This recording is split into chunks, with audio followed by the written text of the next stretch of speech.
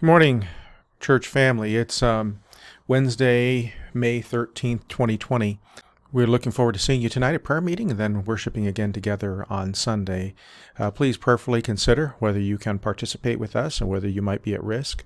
Not only, please consider whether your own health and the health of those around you. As much as we want to get together, we don't want to be reckless either. And so please keep that in mind. It's interesting that it's in the news today that panic might have cost many thousands their lives. We don't know for sure. It's in the news that the states of New York and Pennsylvania and New Jersey at the beginning of this health crisis, because they were so concerned, the governors of those states were so concerned about hospitals being overrun with patients that they issued a directive that nursing homes could not test or reject people receiving patients who tested positive for COVID-19. Now, what's happened in those states is that the vast majority, huge majority of people who have died from this disease have been in nursing homes. The unintended consequence, that panicked response to try to avoid crowding in hospitals, endangered people in nursing homes. And the percentage of people in nursing homes that have died in those three states has been very high. You can see the articles on Issues and Insights. This is not intended to be a political commentary. I'm not wanting to comment on Democrats or Republicans or anything like that. What I want to do is just deal with the issue of how panic and fear can be so destructive and how we as Christians can avoid that. And we as Christians can avoid the issue of panic and fear. I wanted to direct your attention to the book of Isaiah, and we've been in the book of Isaiah in our church for a long time, but Isaiah chapter 19. In Isaiah chapter 19, we have Sennacherib's threat against the city of Jerusalem, and of course the Assyrians had been a ruthless, terrible army, and they had come up against Jerusalem, and Jerusalem was in terrible circumstance. And God, through the prophet Isaiah, told Hezekiah, the king, that God would deliver the city of Jerusalem.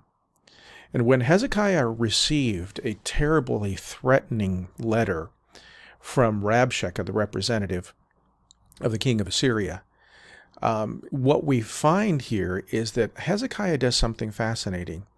In verse 14 of the chapter, Hezekiah receives the letter from the hand of the messengers. He reads it. And then Hezekiah goes up to the house of the Lord and he spreads it before the Lord. I can see him on his knees in the temple taking this letter and spreading it out before the Lord. And there on his knees before God, raising his hands before the Lord and saying, here it is. And laying that before God and then getting an answer from God. It's very simple for us as believers. We trust God, and because we trust God, we should be willing to not panic. We're willing to endure suffering and loss, and even the threat of death doesn't panic us because our affections are set on things above and not on things on the earth. And when you can operate without panic, it's much easier to operate wisely. And then when you're seeking to operate wisely and you have the presence of the Holy Spirit, you can operate with a divine wisdom rather than an earthly wisdom. And so, can I encourage you to lay your concerns out before your Lord?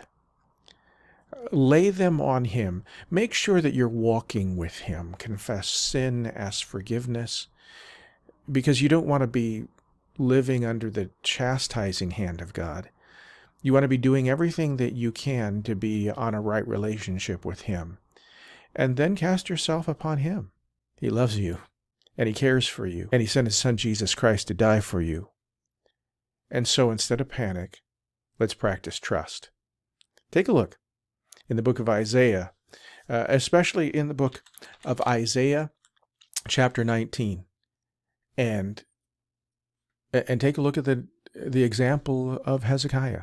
Looking forward to seeing you tonight and then on Sunday. God bless.